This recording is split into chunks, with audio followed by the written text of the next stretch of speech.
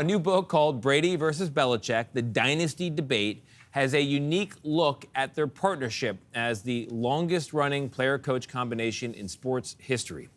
Best-selling author Gary Myers joins us now to talk about this. He's a longtime NFL insider who has covered the league for more than 4 decades.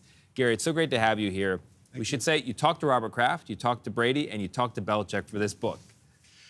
Yeah, I mean, the trio that's responsible for 9 Super Bowl appearances and 6 championships in their 20 years together, just an incredible accomplishment. But, you know, the plan on this book, my goal was, all right, we know Brady and Belichick needed each other, but ultimately somebody had to be more responsible, the most responsible of those two.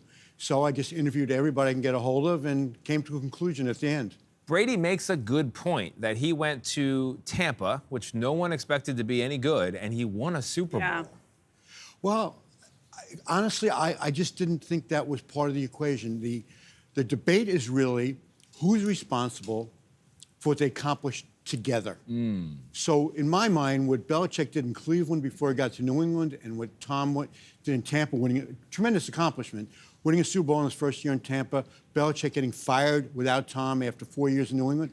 To me, it's irrelevant to the argument of let's look at what happened in New England and say who deserves more credit. So can you tell us what your conclusion is, or without giving too much away, or give us some tidbits, tea leaves? You know, it's kind of, you know, I want you to read to the end of the book. Yes, okay, but what it's can like a you mystery. tell us? Yeah. I'm not sure it has a surprise ending, but I will say I think it was Brady. But the key to me was what percentage do you assign to each one? Right. I mean, it's not a landslide by any means. They couldn't have done it without each other, but ultimately one was more responsible than the other. I love that you do come down on the side, and so that one has to read the book for the details and to arm yourself for the arguments, because they never run out of beer at the bar, and this is a conversation people will be having. So did Belichick make his case to you, or did he act in the interview as though he were kind of above this conversation? No, I mean, he's very complimentary of Tom. Their time away from each other has done wonders for their relationship, where I think they have the perspective now and the benefit of being able to look back on those 20 years now that they've been removed from it for 5 or 6 years and realize how important they were to each other. But make no mistake, they both have tremendously large egos. Yeah, what is that relationship like now? Well, I think now and then? Well, it got off to a good start around 2000.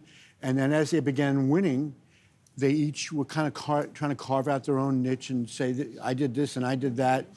And it was really bad at the end. I mean, they couldn't work together for one more day. Oh, really? But now, they probably have a better relationship and probably closer than they have ever been, because they're not dependent on each other. They're not working together anymore.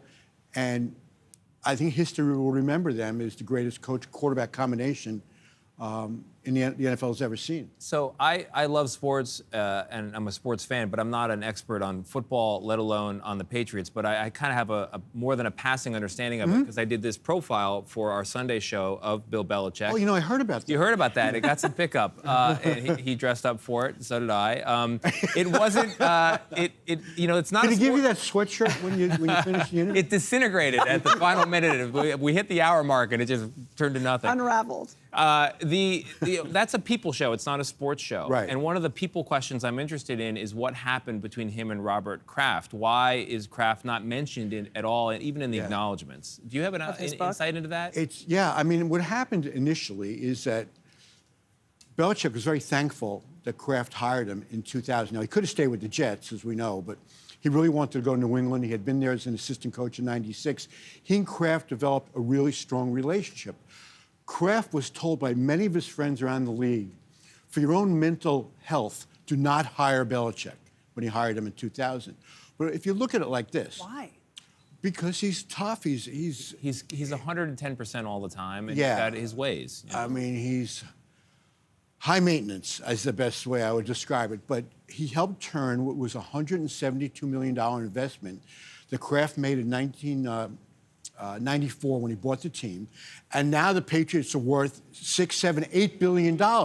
Why are they worth so much? Well, the NFL teams are worth a lot of money, but they got to 9 Super Bowls and won 6 of them. So the value of the team just kind of going up and up. So there was a lot of appreciation early on. But the more they won, the more Belichick kind of started to freeze Kraft out. He no longer was in the loop, and Kraft started to resent that. And by the end, he's now saying, I never should have given him, total control. I never should have given him all this autonomy over everything. I mean, that's kind of like, it's easy to say now. It's, because things are falling apart, it's easy to say now.